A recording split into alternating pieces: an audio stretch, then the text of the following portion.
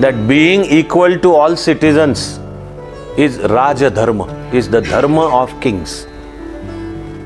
And that says, Yena Abhyudaya Nishreyasa Siddhi Sadharma. Yena Abhyudaya Nishreyasa Siddhi Sadharma. One line to say, Shlokardhena Pravakshami Yaduktam Grantha Kotibhi. And then that, what is that Shlokardha? Okay. Brahma Satya Jagan Mithya Jivo Brahmaiva Na Paraha. One beautiful, the most profound line that says it all. From Bharatiya point of view, soul is always at peace. There is no question of resting at peace. We are not at peace because we don't understand soul. As long as we identify with bodies, there is pain and there is grief. More we begin to understand the soul, we will understand our own eternal self, capital S.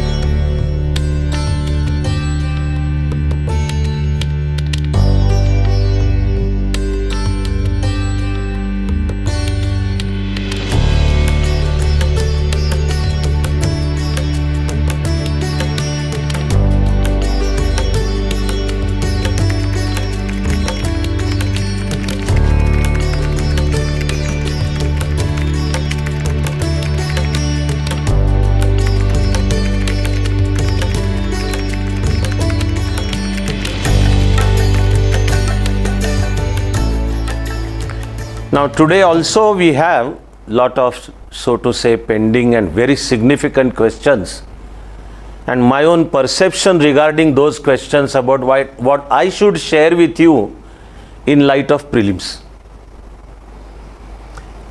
But I am going to pick up one question as the first one because Purnima is outstanding student of Chanakya Mandal. The question is pertinent. A large part of it will have very less to do with prelims.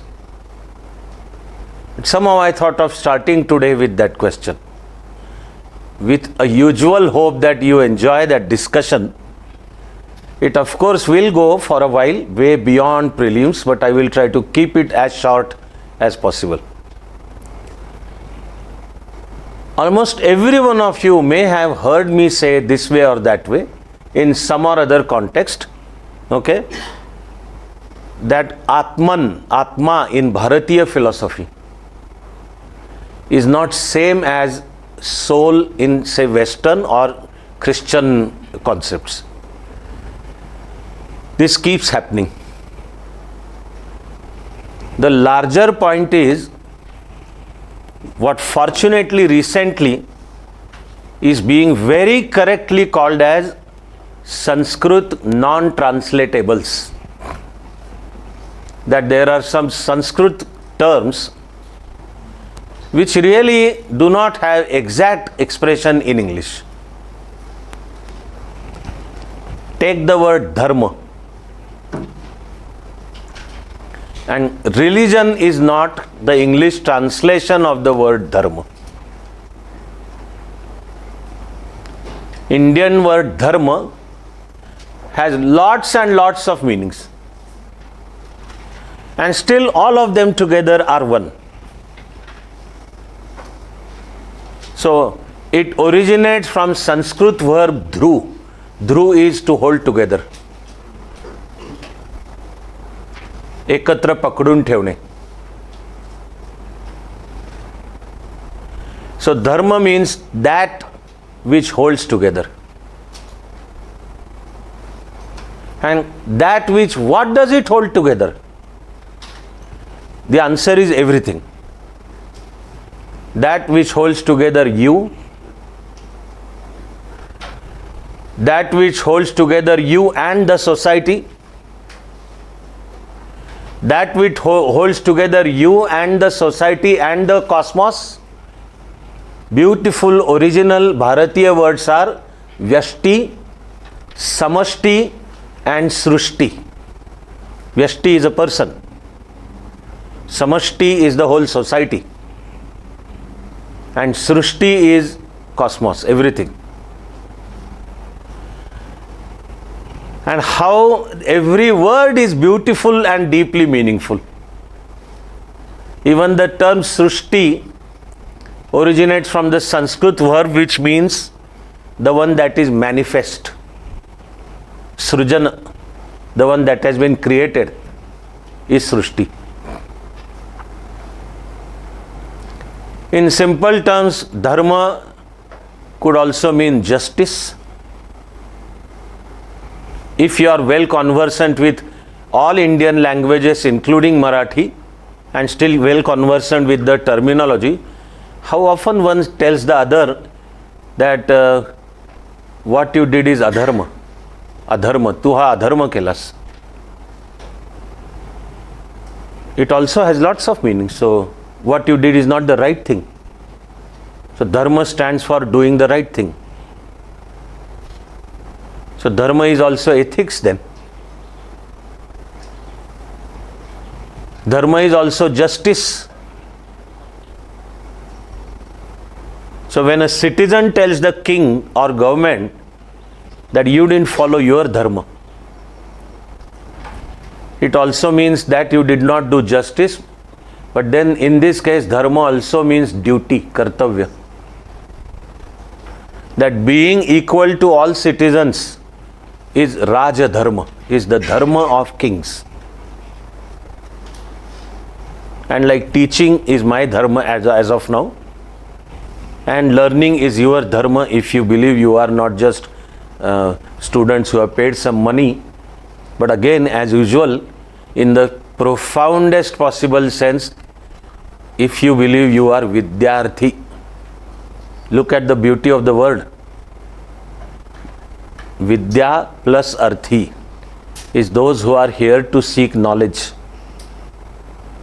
And of course, marks, yes, but marks as a byproduct of that knowledge, marks as a consequence of command over knowledge. Vidyarthi. Dharma also means duty. Okay. Dharma also means innate qualities. That whichever ones are those innate qualities in the person. If I can very briefly really use 2-3 phrases, then one of the best definitions of dharma is dharana dharma mityahu.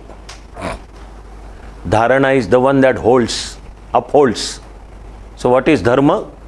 The one that upholds. Dharana dharma mityahu. Okay? Dharmo dharayate praja. What does dharma uphold? It upholds the society. Another definition that I had reminded in Amy Ganatra's session, because in her talk she had talked about this first part. So I said I will take this opportunity to also remind one more definition, and that says yena abhyudaya nishreyasa siddhi sadharma.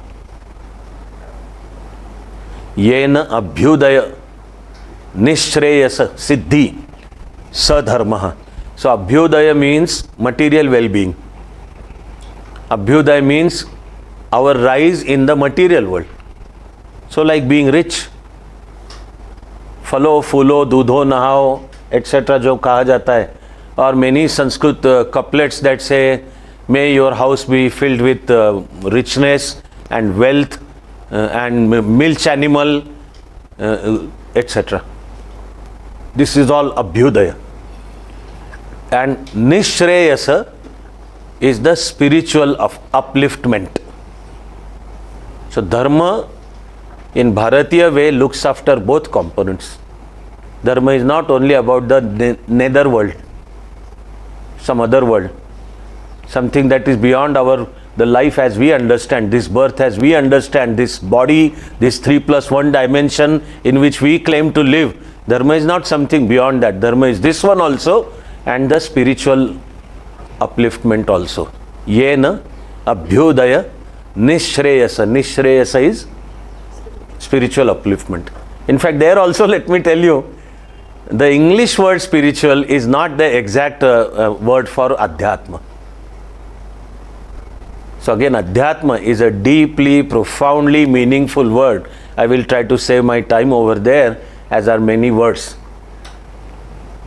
Dharma in Bharatiya way, okay, is not something that someone establishes. Dharma is something that exists.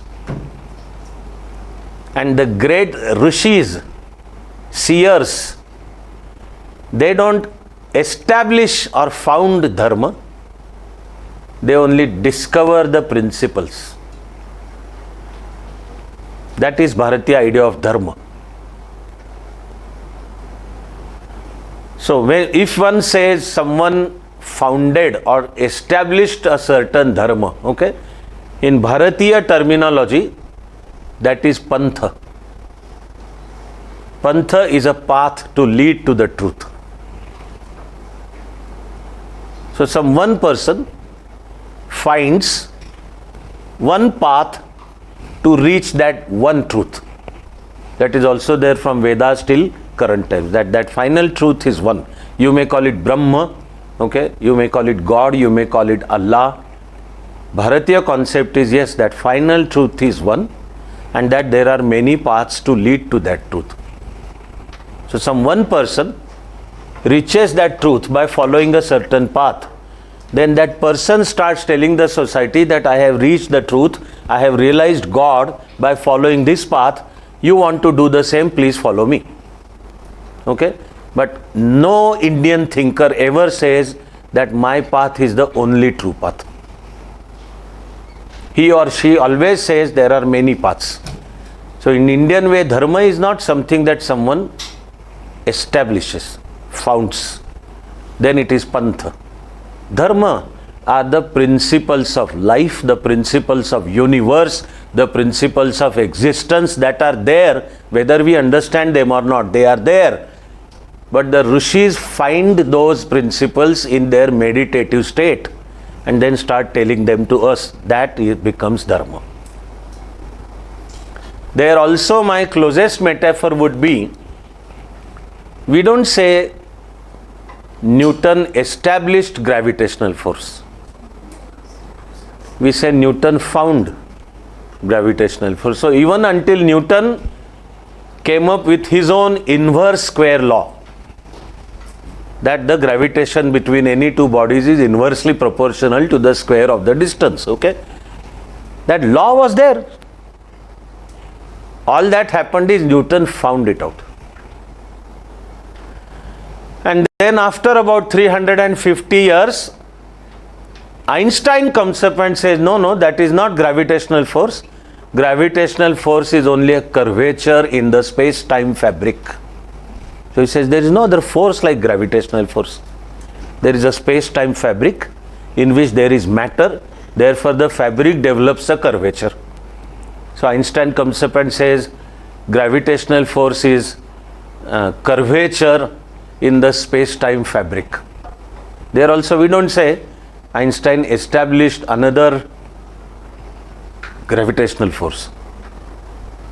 And similarly, remember, we don't say there is a fight between Newton and Einstein, that my God is only true God. My description of gravitational force is only true description of gravitational force. And if you say something different, then your God, your description is wrong, so you are my enemy and I have to convert you to my opinion. That is not Indian way of looking at things. It is one perspective. It's a matter of perspective, that Newton understood something and offered one perspective. 350 years after that, Einstein developed another perspective and offered it. That is the concept behind Indian dharma, Bharatiya word dharma. Okay? So automatically, this even brief exposition will remind you of the beautiful term called Sahishnuta, which I have explained the other day. Today I am going to make a choice of not spending time on that. But there is no exact English translation for the term Sahishnu, because the Western or Islamic civilization hasn't reached there. that the root of that Sahishnuta is a realization that while truth is one, there could be different paths to reach the same truth, and all of us are finally to be one with that final truth. So let there be no hatred, no bloodshed, no fight over saying, no, my path is the only true path and you have to convert to my path. Otherwise, I have every right to kill you, because by killing you, I am going to secure a position in heaven. No such. Throughout over 5,000 years of Bharatiya civilization, you never find this kind of explanation. Sahishnuta. Okay. Similarly, the word Atman. So whenever these issues come up, I have to make it a point to say that there is no exact English translation, because that civilization itself did not so far, okay, until it came in contact with India. It did not have the concept of Atman. So Purnima is asking what is the difference between then that soul and Atman. The most fundamental difference is, at the most fundamental level, for Bharat, Atman is Brahman, and soul in the Western or Christian concept is not and can never be one with God. In Bharatiya philosophy, Atman is Brahman, Jiva is Shiva. Whichever branch of Bharatiya philosophy you look upon, the essence I just told you is Advaita Vedanta. And within Vedanta there are various versions, which are all okay, because there is no enmity. They are seen as different interpretations. Okay. Similarly, today I hope to find out the time to talk to you about what is known as Shat Darshana. They can be there in prelims also. Shat Darshana. I will talk about them. But the only point I am making now is, early Western explanation of those Shat Darshana, 6 schools or 6 systems of philosophy, Bharatiya philosophy. Western interpreters interpreted them as something against each other. Okay, until Indian thinkers also learnt English and started telling them in their language, in English, and then explaining that they are not. It is not Nyaya versus Vaisheshika or Vaisheshika versus Sankhya.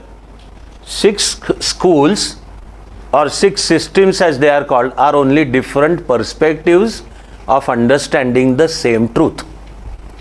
There is no fight, there is no enmity. In fact, there are a lot of areas that converge or overlap with each other. So like when Shankaracharya summarizes entire Vedanta in half a line, in fact. So that is there is only one beautiful shloka. You would do well to hopefully by heart it really. Even one line of a 2-line shloka Shankaracharya lays down takes one full line to say that I will tell you the meaning of Vedanta in one line. Shlokardhena pravakshami yaduktam grantha kotibhi. He takes the first line to only say that something that is told in crores and crores of books. Yaduktena grantha kotibhi. कोट्यवधी ग्रंथांमध्ये जे सांगितलं, यद जे उक्त is spoken, the one that is told. श्लोकार्धेन प्रवक्ष्यामि is I tell you, I will tell you. Shlokaardhena, in half a shloka. So he takes this one line to say Shlokaardhena pravakshami yaduktam grantha kotibhi. And then that, what is that Shlokaardha? Okay, Brahma Satya Jagan Mithya Jivo Brahmaiva Na Paraha. One beautiful, the most profound line that says it all. Brahma Satya, that final truth is Brahma, that is one. Jagan Mithya. Now there are many books written arguing that Indian philosophy looks upon this world as something false, untrue. Also the English word is illusion. That would be another of my Adhyatmic talk, telling you that Maya is not illusion in English. There is no English word for Maya in English. The term Maya comes from original Sanskrit root word Ma. Ma is to measure. To measure. So Maya stands for everything that can be measured, that can be counted. So when we say Brahma Satya, Jagan Mithya, we are not saying that the world in which we live is false. Mithya means if you think that this is the truth that you are saying, then you are under a wrong impression. That is called mithya. Mithya. That your perception is false. Your perception is false. That is called mithya. And I guess I don't have to go far off or give you like 3 lectures, each one consisting of 2 hours. They are there on our YouTube channel, where I have explained the oneness of science and Adhyatma, Vijnana and Adhyatma. You are interested in it? Take your own time to go there and listen. But when Shankaracharya also says Brahma Satya, that final truth is Brahma. Jagan Mithya. Mithya doesn't mean false. It means what you think is not the final truth. That is the sense of that Jagan Mithya. That this one, I'm sitting here. Okay? If I hold this in front of me, then sitting there you are not able to see what is behind this. So you may think that nothing pierces across this. That thinking is mithya. That is mithya. Okay? Because X-rays do travel across this. And gamma rays also travel across this. Our eyes don't. That is the limitation of our sensory organs. So it is called mithya. And this way the examples could just go on and on and on. Okay? For the sake of beauty, I'll just repeat with this one for like hopefully as less time as possible. That you think this is steady. I place it here. And you think it is steady. So I took a pause of 5 seconds to now start thinking of the beauty and the wonder, okay, that electron in every single atom of this one is revolving around proton at a speed just short of velocity of light.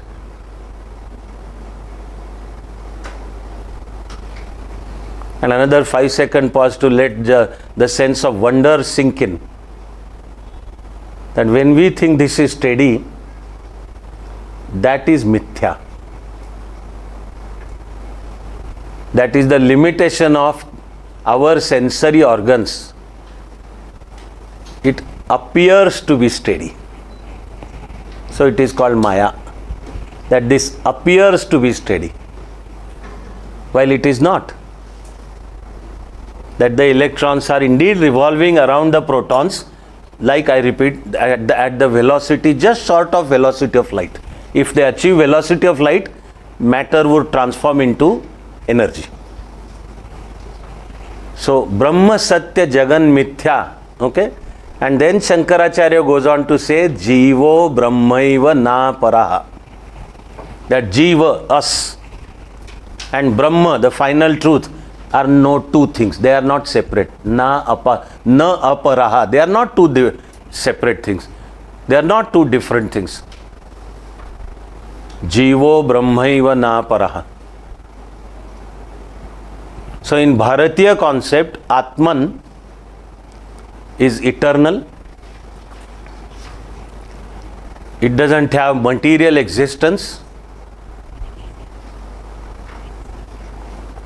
And most of Indian philosophy is filled with beautiful description of this Atman. Some other day I will conduct a separate session. It is never born and never dies. A jara, a janma, and the description goes on. and Atman is Brahman. Jiva is a Shiva. In Christian terminology, when the term soul is mentioned, this is not the description of that soul. You will in fact also in a way see the difference between how good wishes are expressed after some person passes away. We use some terms inadvertently without understanding what they mean. So we hear the news of some person's death and we say rest in peace. From religious point of view or from philosophical point of view, rest in peace is a Christian term. Because in Christianity, you have only one life. In Islam and Christianity, you have only one life. Okay? And based on what kind of life you lived, God is going to pass a judgment on you on the day of judgment. That day of judgment is there in Bible. And in Islam also it's called Qayamat Ka Din. Qayamat Ka Din. Okay? Until then, rest in peace. That is the whole idea. That you have only one life. Whatever life you lived. Now if God is going to pass a final judgment on you, until then, rest in peace. But from Bharatiya point of view, if we start asking, who are you asking to rest in peace? Are you asking the body to rest in peace? The body is dead. Fortunately, it is biodegradable.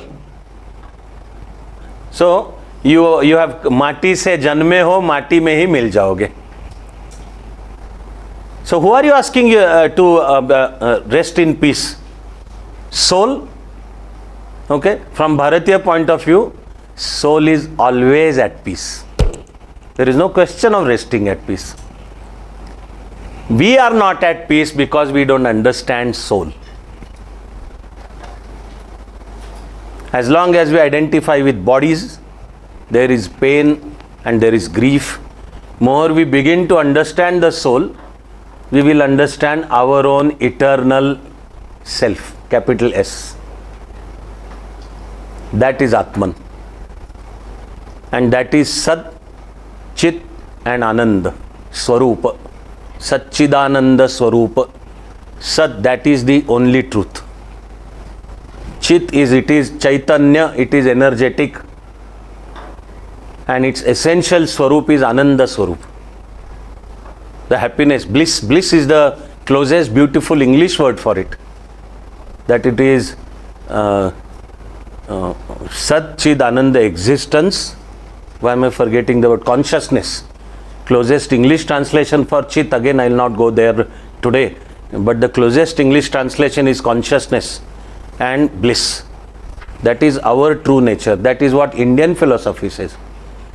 So, when we die, who dies? The Atman doesn't. It's the body that dies. Jatasya hi dhruvo mrityur dhruvam mritasya janma. So, in Indian concept, the body dies, but Atman doesn't. So, there is a concept of reincarnation. Birth is not the start and death is not the end. And as briefly as possible, but let me tell you that that is what even science has at least begun to point at. That yes, it is possible. Yes, birth may not be the start, and yes, death may not be the end. What we understand between birth and death is the madhya. So we come from the unmanifest into manifest, and we pass over into unmanifest. The only thing we understand is that middle one, the one that is Vyakta Madhyani Bharata. This is from Bhagavad Gita. That middle one is the one only we get to see. Okay. So deeper we start going, we begin to see that soul is not same as Atman. And Atman, finally I'm going to make a final point, even as I really see that while even I am thoroughly enjoying this, what is more important is most of you also seem to be equally thoroughly enjoying, in fact understanding what I am saying. but still I am forcing myself to say just one small point. That in the ultimate analysis, Bharatiya philosophy has realized oneness of Atman with Brahman. So we say, you are God. Okay? Islam and Christianity don't say so. Not only that Islam and Christianity don't, or Western philosophy don't say so, in fact it is considered blasphemous, punishable by death. At philosophical level I am saying. And Christianity has undergone a lot of reform process, but there has been a time in Christianity where people have been killed or burnt at stake for saying something against religion. That you are talking against Bible, so you are to be burnt at the stake. You won't see that in Indian history ever, just because some person is expressing a different opinion. Okay, so much so, please remember that Charvak, okay, who blasts Vedas, criticizes every single philosophy of God and soul and rebirth and reincarnation. He says they are bullshitting. He says they are telling this to deceive you. He says it is only money making proposition for them. Okay, he says bhasmi bhutasya dehasya punaragamanam kutaha. Okay, that once the body is burned down, there is no coming back. So what they are saying, it is all false. It is their money making proposition. Okay, bhasmi bhutasya dehasya punaragamanam kutaha. So what is his solution for living life? Charvaka says yavat jivet sukham jivet runam krutva ghrutam pibet. He says this is the only life that we have. Yavat jivet, as long as you live, tava sukham jivet, live with happiness. But for Charvaka, happiness only means material happiness. So his next reference is runam krutva, karza kadun tupya, take loan, runam krutva, seek loan, ghruta is ghee. An indication of like richness and wealth, etc., etc. Okay, but then please remember that even in Bharatiya tradition, in our heritage, that Charvaka also is Rishi. He is not criticized, he is not burnt at stake, okay, he is not crucified.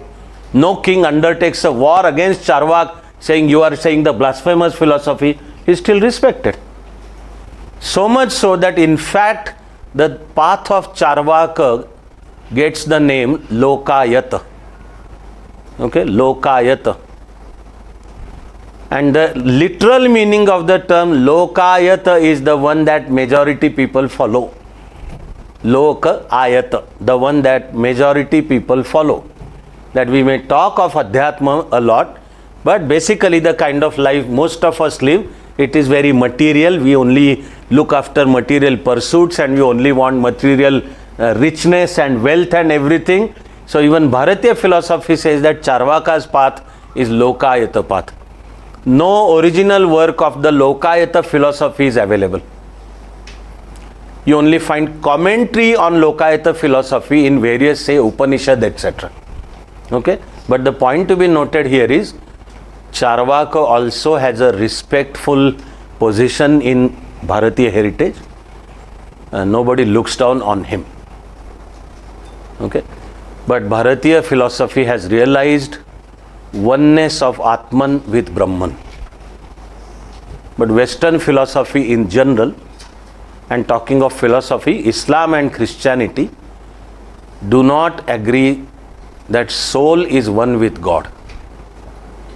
In fact, at philosophical level, saying so is punishable by death. From Bharatiya philosophical viewpoint, Islam and Christianity are Dvaiti, dualistic philosophies, Dvaiti. That God is separate and we are separate.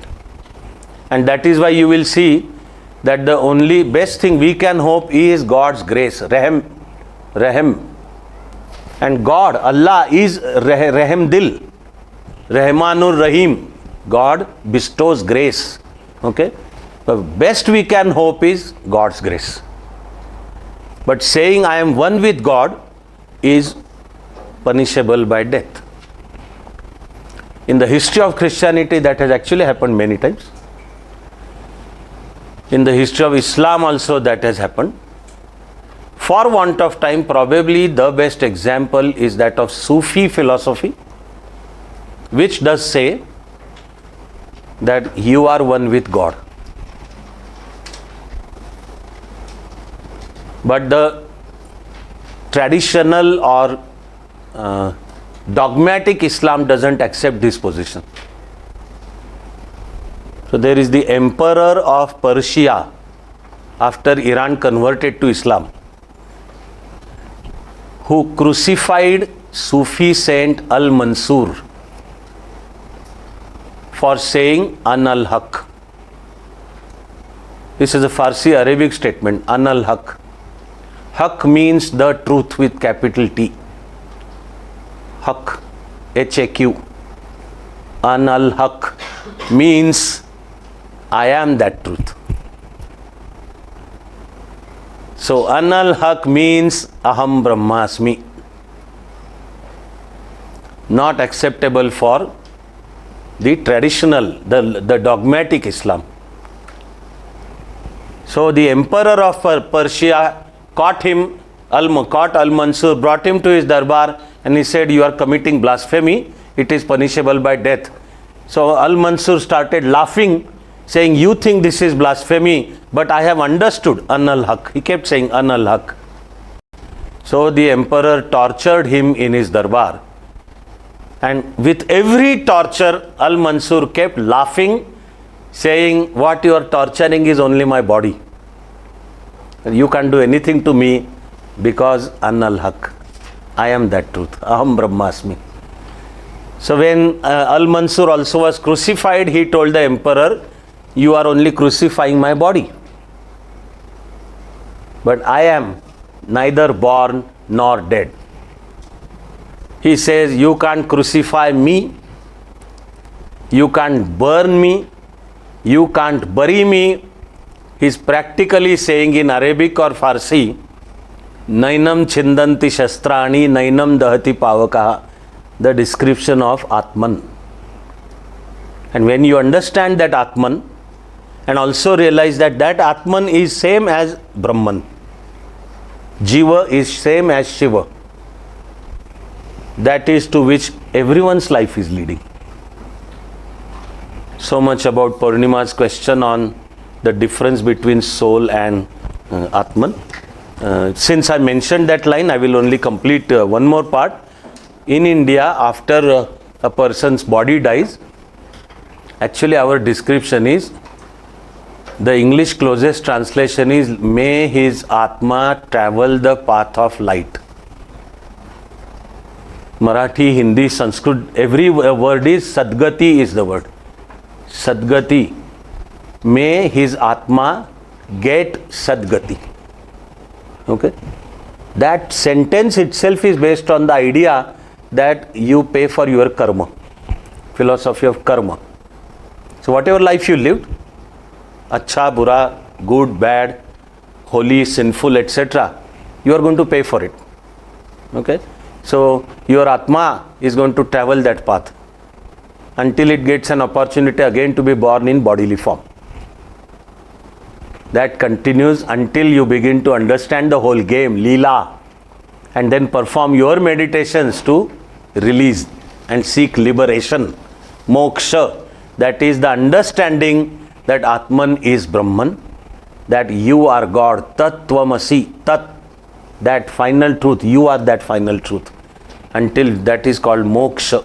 Again, no exact English word for moksha. The closest English could be liberation, or seeking or understanding that oneness with the original principle, that one with capital O, the Brahma, which is where I will make myself close this, otherwise it is all eminently enjoyable.